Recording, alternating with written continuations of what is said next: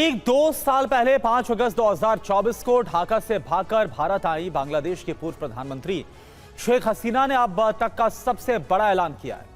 दिल्ली में एक वर्चुअल संबोधन के दौरान हसीना ने साफ कहा कि किस्मत में जो होगा लिखा होगा वो इस साल दिसंबर में बांग्लादेश लौट जाएंगे। उन्होंने कहा कि चाहे उन्हें जेल हो या मौत, वो अब पीछे नहीं हटने वाली।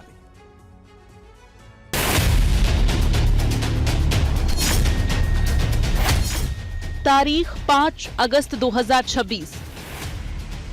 बांग्लादेश में हुए तख्ता पलट को ठीक 2 साल पूरे हो चुके हैं। इस बीच भारत में 2 साल से रह रही 78 साल की शेख हसीना ने पहली बार दुनिया के सामने अपनी चुप्पी तोड़ी है। शेख हसीना काफी भावुक नजर आईं।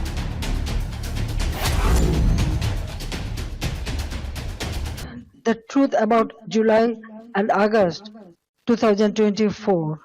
It was not a peaceful student movement. From the beginning, my government tried to resolve the issue peacefully through dialogue, legal process and patience. Audio संदेश के जरिए हसीना ने ऐलान किया है कि वो इस साल दिसंबर में, जिसे बांग्लादेश अपना विजय का महीना मनाता है, ढाका वापस लौटेंगी। हसीना का ये फैसला तब आया है जब बांग्लादेश की कोर्ट उन्हें पहले ही मानवता के खिलाफ अपराध के मामले में मौत की सजा सुना चुकी है। I am not worried about my own future. I am worried about the future of Bangladesh. I want to return because the people deserve security, development, prosperity and peace. My return and the return of the family to the democratic process is not about power. It is about putting Bangladesh back to the right track. Sheikh Hasina आखिरी बार 5 अगस्त 2024 को सार्वजनिक रूप से देखी गई थी, जब वो ढाका से भारत आई थी। तब से वो सीक्रेट लोकेशन पर रह रही हैं। उन्होंने 2 साल बाद वर्चुअल प्रेस कॉन्फ्रेंस के जरिए अपनी बात रखी, लेकिन चेहरा नहीं दिखाया।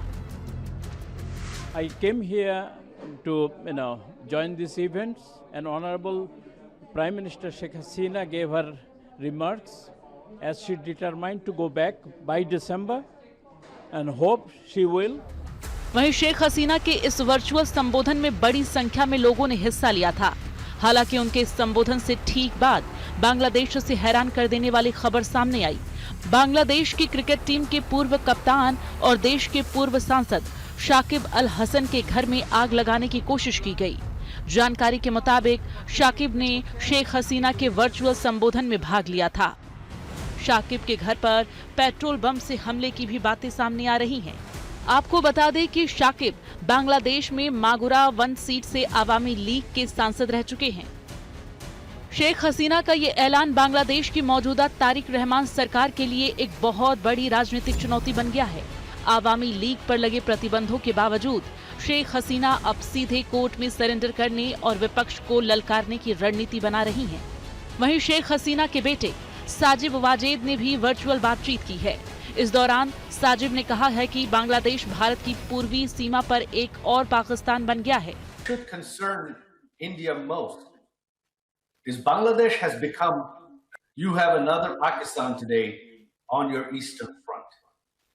Foreign intelligence services, especially ISI, has an open hand. In the future, the next set of terrorists globally are going to be coming from Bangladesh.